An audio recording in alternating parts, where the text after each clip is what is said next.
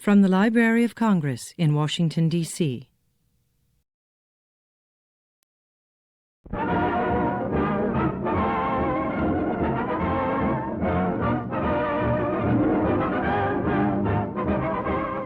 All American News brings you our people's contribution to America and freedom.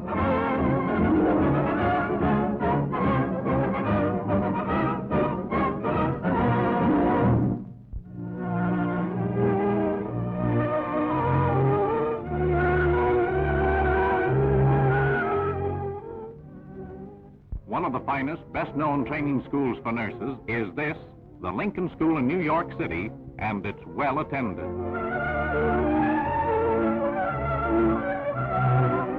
The course is a stiff one, but the nurses turned out of Lincoln are graduate nurses.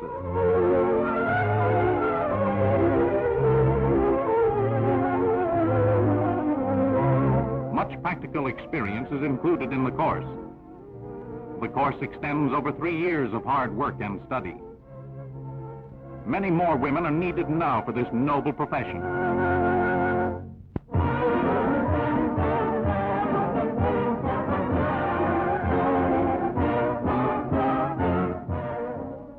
Mrs. Anna Strong, President of the National Congress of Colored Parents and Teachers. She introduces Frazier Lane of the Civic Education Division of Chicago's Urban League, who is among the speakers. Dorothy Roseman of New York, National Chairman of the Housing Committee. Dr. Catherine Bain, Washington's Director of Child Development and Research. Dr. Franklin Frazier, Sociologist of Howard University. Mrs. M.W. Blocker, one of the founders of this organization, which does such important work.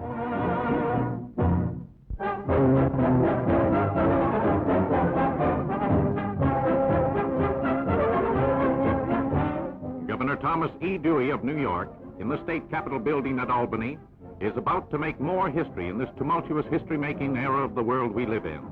He is about to sign the Ives-Quinn Bill.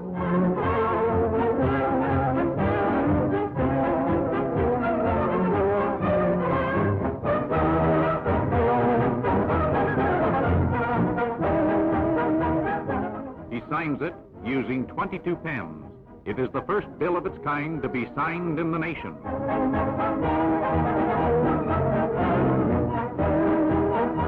Sponsors of the bill, which makes fair employment practice a law in New York, congratulate the governor.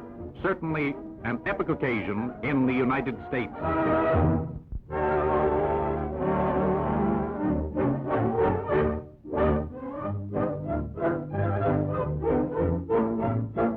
Chicago's 6th war housing project is partly completed. 18 units of a group of 125 two-family houses are ready.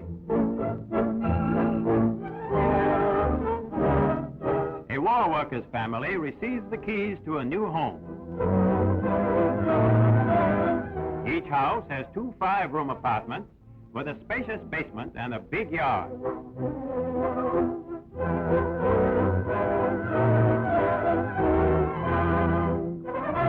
Mother's little helper wants to lend a hand.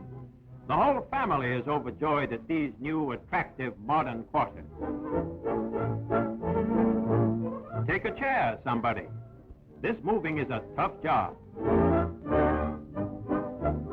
Each apartment rents for $45 and may be bought by families after the war at a modest price.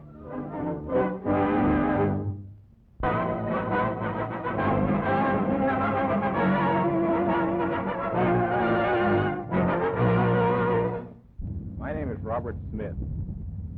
I am one of the cooks aboard this vessel. I can say that it has been a most enjoyable trip.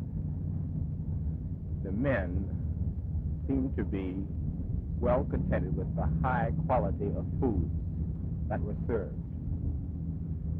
I can say, men, I've been shipping for 9 years, and I find that the group of men I have come in contact aboard this ship were the happiest bunch that I have come in contact with for years, due to the fact that everything worked in precision cooking was swell, the food was great, the cooperation from officers was grand.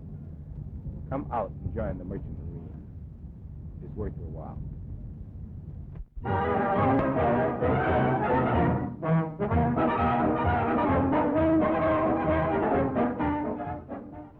Somewhere in England, United States Signal Corps cameras click.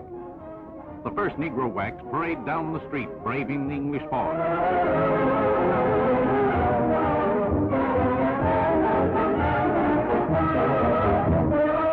Old Glory bravely heralds the arrival of brave girls.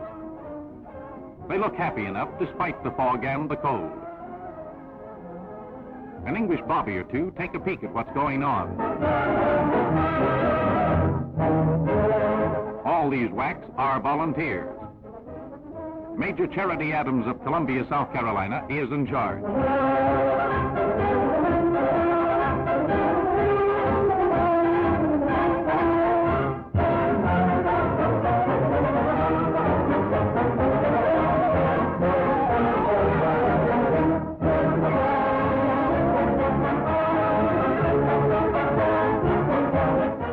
Lieutenant General John C.H. Lee arrives to inspect the new contingent.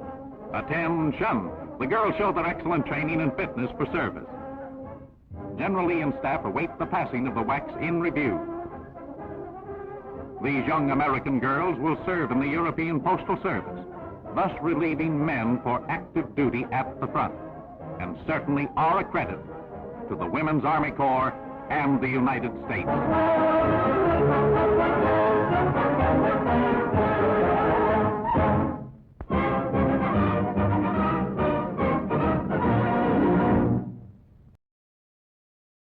This has been a presentation of the Library of Congress.